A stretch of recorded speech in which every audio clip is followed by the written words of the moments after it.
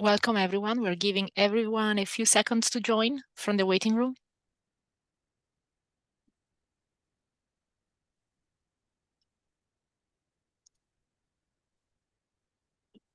And welcome to our weekly platform trial webinar.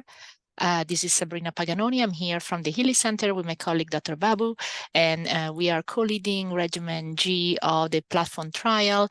And today, for our weekly update, we are really honored and excited to have some guest speakers from our industry partner, Denali. And so without further ado, I will turn it over to Dr. Jennings from Denali to provide us with an update about the drug we're testing in Regimen E. Thank you. Great. So good afternoon, everyone. I'm Dana Jennings from Denali Therapeutics, and it's my pleasure to provide some information on DNL343, which is an investigational drug that's being developed for the potential treatment of ALS. And we're delighted that DNL343 is being evaluated as Regimen G in the HEALEY Platform Trial. So by way of disclosures, I am an employee of Denali, and DNL343 is a drug that's under investigation and has not been approved by any health authority such as the FDA or the EMA. So I just wanted to start by talking a little bit about Denali's approach. And at Denali, we approached drug development using really 3 scientific principles to increase our likelihood of developing successful treatments for neurological conditions. And starting on the left, we leverage the latest genetic discoveries to better understand the biological pathways of neurological conditions. And each of our programs at Denali is aimed at addressing genetically defined pathways. And secondly, our approach includes ensuring that we actually get our drugs to the brain. Now, the blood-brain barrier offers a protective mechanism for the brain. However, it can also present some challenges in terms of getting drugs effectively into the brain and to the spinal cord. And Denali uses some technologies designed specifically to ensure that our drugs are effectively passing through this blood-brain barrier. And finally, our drug development programs are driven by data that we obtain through biomarkers.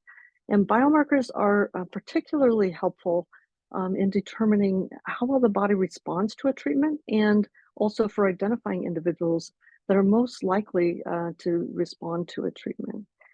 And our overarching goal of this scientific approach is really to bring more effective therapies to individuals living with neurodegenerative conditions, including ALS.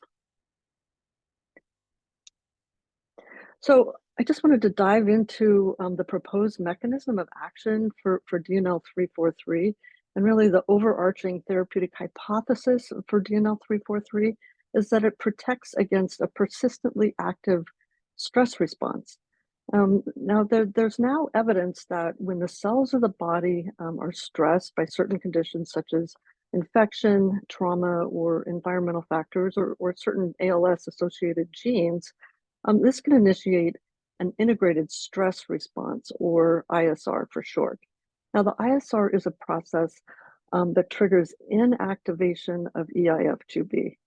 Or eukaryotic initiation factor B, and interruption of this leads to interruption of normal protein production. When the ISR is activated, stress granules are formed, which may facilitate the accumulation of abnormal TDP-43 clusters. And we see this in nearly all forms of ALS. And ultimately, this leads to a loss of nerve cells. In addition, there's also an increase in stress response biomarkers, including ATF4 protein and CHAC1 gene expression. So there's also, DNL343, how does it work and how does it impact the ISR? So DNL343 is a small molecule that inhibits the ISR through activating EIF2B. And with activation of EIF2B, there's normalization of protein production, and then the stress granules dissolve leading to normalization of the amount of TDP-43, a reduction in the TDP-43 clusters. And this offers the potential for normalizing function of the nerve cells. And in addition, these stress response biomarkers, ATF4 protein and CHAC1 gene expression, are reduced. So what evidence do we have that DNL343 protects against neurodegeneration? So we've completed an experiment that tested effects of DNL343 after short-term nerve injury in healthy mice. In this experiment, nerve injury occurred as a result of pinching or crushing the optic nerve cells in the retina. And crushing the optic nerve cells activates the ISR, which ultimately leads to loss of cells in the optic nerve cells. So this graph actually shows that treatment with DNL343 decreases the integrated stress response in the retina. On the y-axis is the level of expression for the stress gene CHAC1, and on the x-axis is the dose of DNL343. And the gray bar here is the control, while the white bar represents an increase in CHAC1 gene expression from the crush injury. Now, in mice that are treated with DNL343, there was a decrease or normalization of the stress response induced by the crush injury. And then at 14 days after the crush injury, the survival of the optic nerve cells treated with DNL343 is actually comparable to that of the control. So DNL343 decreases the integrated stress response in the retina and reduces cell death in mice. So we've also shown that DNL343 protects motor function in an EIF2B loss of function mouse model. And EIF2B mice have an increase or hyperactive ISR and in the brain, and that causes nerve cell death as well as motor impairment. So when the mice were treated with DNL343, there's a clear reduction in the integrated stress response. And this, again, is based on CHAC1 gene expression levels. And this approach is basically the normal levels in the brain at the highest dose levels. And in terms of function, we also measured the time it took the mice to cross the balance beam. And EIF2B mice, here shown in the white bar, typically take about twice as long to cross the balance beam. However, when treated with DNL343, there is an improvement in function, basically back to the normal levels at the highest dose levels. So DNL343 decreases the integrated stress response in the brain and protects against motor function in mice. So in terms of clinical studies, we've also conducted 2 clinical studies evaluating DNL343 in 95 healthy participants that are healthy, and then 27 individuals living with ALS. And the healthy participants have completed oral daily dosing of DNL343 for up to 14 days of treatment, while the ALS participants completed oral daily dosing for a 28-day treatment period. And ALS participants were also offered to participate in an 18-month open label extension, and that study remains ongoing. Now, the main goals for these early studies were to evaluate the safety and tolerability of DNL343, evaluate the levels of DNL343 in the blood and spinal fluid, and also the effect of DNL343 on the ISR biomarkers.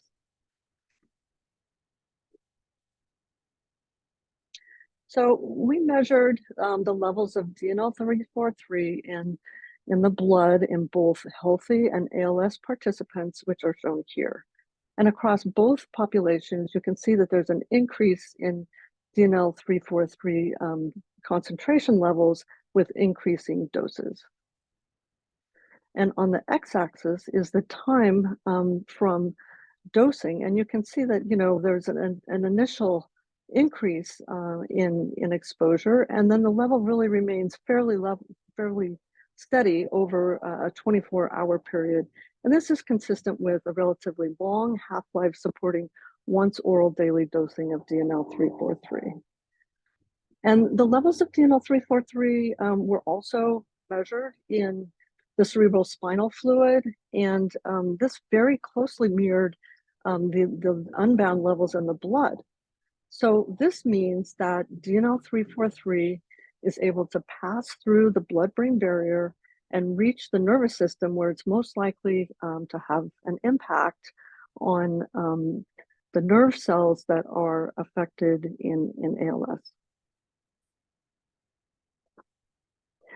So the graphs on this slide show the biomarker data, and this is both in healthy and ALS participants.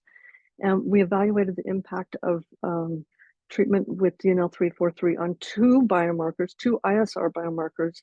And then I've mentioned these previously, and these are ATF4 protein and CHAC1 gene expression.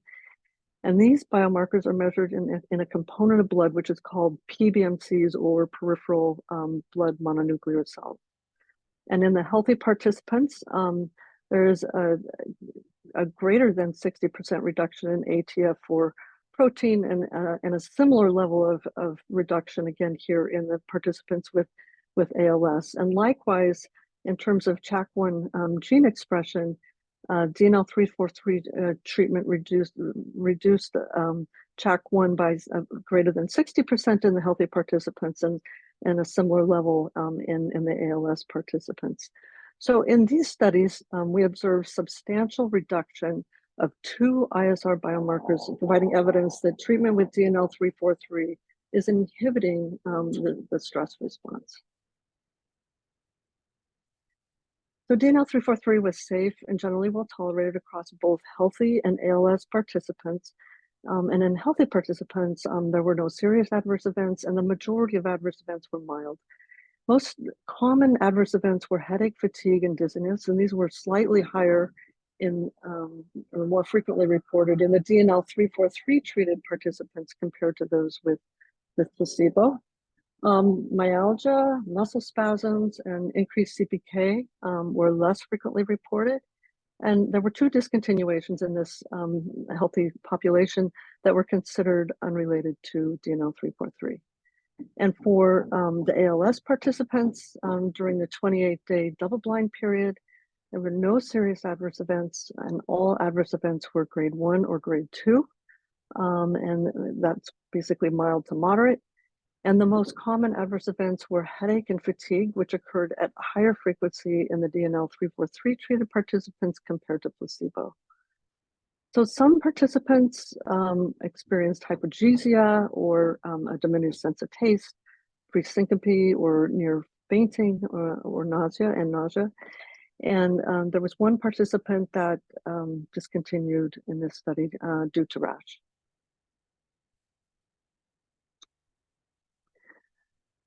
So in terms of the key takeaways from these studies, once oral daily dosing is supported by the relatively long half-life of DNL343. There is extensive distribution of DNL343 to the cerebral spinal fluid, and biomarker data show that DNL343 inhibits the integrated stress response. And in these early phase studies, DNL343 was generally well tolerated, and this was across both populations of healthy and ALS participants.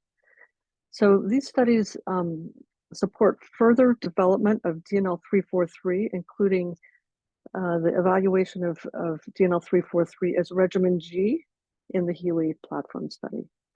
And really, we're delighted with the progress of this study so far, and the enrollment remains ongoing for Regimen G. So this graphic just provides a high-level summary of the study design for Regimen G for the HEALEY platform trial.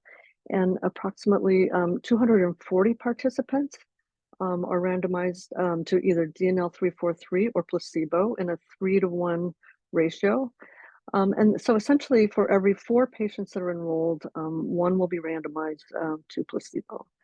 And the double-blind placebo-controlled period is 24 weeks, and this is followed by an active treatment extension for a minimum of 52 weeks. So one of the main goals for Regimen G in this trial is to evaluate the effect of DNL343 on some of the key biomarkers for ALS. So this slide outlines the overarching biomarker strategy that we've developed for Regimen G. And starting at the top, we specifically want to address whether DNL343 actually inhibits the integrated stress response, or the ISR, in the central nervous system, not just in the blood, but also in the central nervous system by measuring ISR biomarkers in the cerebral spinal fluid. So evaluating disease biomarkers provides really the opportunity, another opportunity for us to determine whether inhibition of the ISR has an impact on biomarkers known to be affected in ALS. And this would include, but is certainly not limited to, neurofilament light, or NFL, which would be measured in both the plasma and the spinal fluid. And then also patient selection biomarkers are really critical for this study. And so the data from Regimen G will be incredibly informative in terms of determining if there are subsets of participants or individuals that are more likely to respond to DNL343 treatment. So as you can see, the biomarkers will play a very important role in evaluating the effects of DNL343 on the stress response and ALS disease mechanism. So I just wanted to take a moment and provide a little more detail regarding cerebral spinal fluid biomarkers that we'll be evaluating for Regimen G, and also just underscoring that the cerebral spinal fluid is really essential in verifying that DNL343 is having an effect or impacting the ALS disease mechanisms in the central nervous system. So we'll be collecting a small amount of CSF, approximately 20 milliliters, and this will be at 2 time points, one at baseline and once at 24 weeks. And it turns out that people are continuously producing CSF, and this amount of CSF is actually made or replenished in about 1 hour. So, again, it's replenished fairly quickly. The CSF for this study will be tested to determine the impact of DNL343 on several different biomarkers. One is, again, the integrated stress pathway biomarkers in the CSF, the ALS disease biomarkers, including NFL, but also GFAP and TDP43 pathology are desirable as well. And to also identify subsets of participants that may respond to DNL343 treatment using both ISR and disease biomarkers. Now, I will say that while CSF collection is optional, it remains optional for Regimen G, we strongly encourage all participants to consider providing CSF, given that the valuable information that will be gained on these biomarkers, and it will really help us to understand how DNL343 is impacting ALS. So on behalf of the DNL343 team, I just want to provide a huge thank you to the individuals and families participating in our clinical studies. We're very much looking forward to continuing our collaboration with the ALS community toward developing more effective treatments for ALS. So with that, I'm going to open it up for questions, and I'd like to invite questions, but also provide a introduction to some other folks from Denali that are on the call. So first, I'm just going to introduce them in the order of people come up on my screen. Fen is leading our translational team for the DNL343 compound in the EIF2B program. Leslie Kane is a senior scientist who's definitely played a key role in a lot of the preclinical studies, as well as Ernie, who is also on the call, who is who actually conducted the mouse model study as well as the optic nerve crush study. This is wonderful, and thank you to all of you for being here and providing really a great team to answer the many questions that I see are coming through. So, we always get excellent questions ranging from preclinical questions to clinical questions. So, I'm going to ask you a few questions, Dr. Jennings, and then you can direct to your team members. And I think I said this was Regimen E at the very beginning of this of the talk. I'm really sorry. This is clearly Regimen G, and again, Regimen G of the platform trial. So a few questions about the trial itself.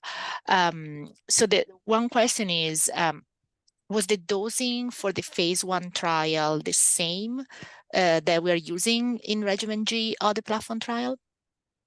Yeah, that's a great question. Thanks, Sabrina. So in the phase 1b trial, which is the study that evaluated ALS participants, we had 2 dose levels, a low dose and a high dose. And the Regimen G, the dose that's used in Regimen G is a single dose, and that's the high dose from the phase 1b study. Great. And actually, to kind of close the loop on the phase 1 study, are participants still active in the phase 1 extension study? Any results from that in terms of clinical benefit? Yeah, so the phase 1b open label extension is still ongoing. And, of course, we're monitoring safety as a result of that long-term extension. And, so far, so good. I think that, we're learning more about the compound and, look forward to continuing to evaluate the long-term effects in the HEALEY platform. Are there any additional information you may want to share about drug-drug interactions? So that's a great question. Thanks for raising that. So as we develop medications, even in the phase 1 and phase 2 studies, they're in parallel with that. We're constantly evaluating whether there's any interactions with other classes of medications. And so we've learned a lot even in recent studies where we've been able to again reduce the number of exclusionary medications as a result of these ongoing studies. So we'll continue to update the protocol as we learn more about any potential drug interactions, or in the case so far is to reduce the number of exclusions based on these studies. And are you considering trials for other indications in addition to ALS and what you described in your talk? Yeah, no, it's a great question, and there's certainly internal discussions about whether DNL343 EAI-F2B could be potentially efficacious or a potential target for neurodegeneration in general. And so ALS is certainly our first disease or condition that we have been interested in pursuing, but there are additional discussions about other indications as well. And in terms of ALS, are you considering another ALS trial in addition to the HEALEY trial? Well, certainly the HEALEY trial is in the US, and it is a phase 2 study. I think it will be important, and we're always thinking ahead of what the next step might be.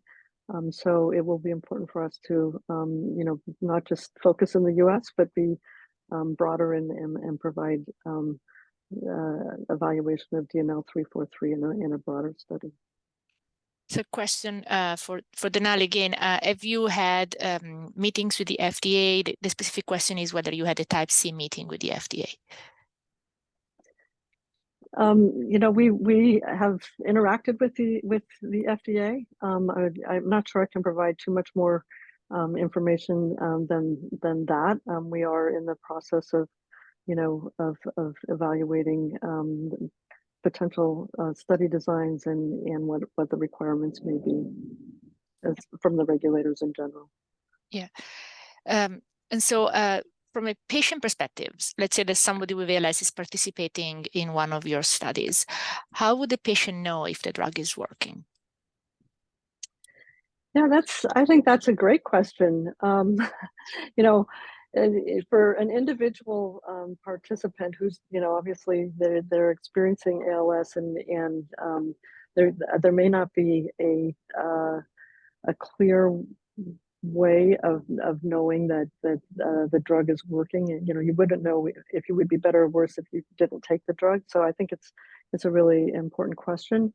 I think you have to trust the study design and ultimately evaluation of not just an individual patient, but also a larger patient population, and comparing all those folks that were treated compared to a group that were on placebo to understand definitively whether there's an effect from the drug. So it is difficult in an individual person, I would say, to identify whether there is a benefit or not.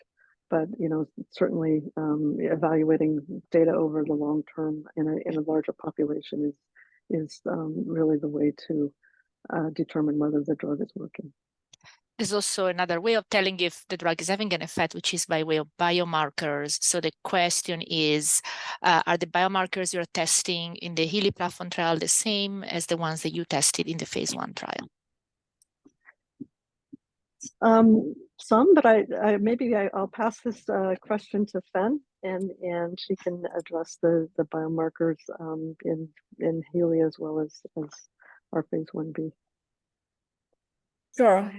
Thanks for the question. I think in our phase 1b, we have been really focusing on to assess the peripheral pathway engagement in PBMCs, and as the data sort of Dana presented here.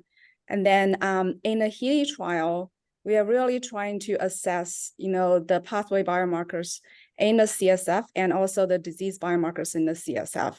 So that's why we are trying to encourage everyone to give CSF in this trial so we can really do extensive biomarker analysis in a very well-controlled study and with large sample size and also with extended treatment time. Definitely. So another question, do you have a backup compound that targets the same pathway? Yeah, I don't know that information is available. So I think that we have to defer that question. So another question about enrollment. We generally give enrollment numbers every week overall within the platform trial. So the question is, how is enrollment going for Regimen G? Yeah, I have to say we're really pleased with the enrollment for Regimen G. I mean, the HEALEY platform trial in general, but enrollment for Regimen G has really been, successful and, going very well. We continue to enroll. So, for anybody out there that's interested in the trial, certainly discuss with your local neurologist, because it's really been an incredible experience for us. Thank you. And I will say, enrollment is going very well. We still have a few spots. And sometimes this time of year with the holidays, sometimes there's a little bit of a slowdown. So hopefully not. There is a question about when do we anticipate to reach target enrollment. I don't think that we have a firm date yet. I don't know if you want to comment on this, but certainly in the new year, we can provide more firm deadlines or timelines. Yeah, I think, we're excited to continue the enrollment, but certainly there's spots that are open, so don't hesitate, because ultimately I don't know what will happen, but it will enroll very quickly. Yes, there's a few questions. I'm going to take them together in terms of expanded access. A few people are asking if you are interested in having an expanded access program, which, as you know, is of high interest for the community. Yeah, thanks for the question. And, we are always discussing this. We think it's important, to certainly consider making the drug available. We would like to have additional data, specifically around safety, just to make sure that our risk-benefit ratio is in check, to make sure that we're, not putting anyone at harm. So, you know, so far, I think everything looks good, but we still have limited numbers that have been exposed to the drug. Also, you know, I think it's important for us to understand how well the drug works, and you know, feeding that into the risk-benefit ratio. So more to come. Again, you know, lots of discussion on our end around this. Thank you. And I think we took all of the questions that were sent. Would like really to thank you, the audience, for as always asking great questions. And Dr. Jennings, I'll leave the last statement to you, to tell us more about your hopes for the future. Yeah, so you know, we're really again thrilled with how the progress of the HEALEY platform has gone so far, and you know, looking forward really to continuing our collaboration with the patient and the research community, which has been, you know, incredible so far. So, you know, again, we thank you so much for your collaboration and participation in these studies. Wonderful. Thank you so much. And next week we won't meet because it's Thanksgiving, but we will have another weekly webinar the week after that, right, Catherine? Am I saying this correctly? Okay. Yes, so November 30th will be the next time we meet. Fantastic. Thank you so much. Thanks, everyone. Thank you. Thank you. Thank you.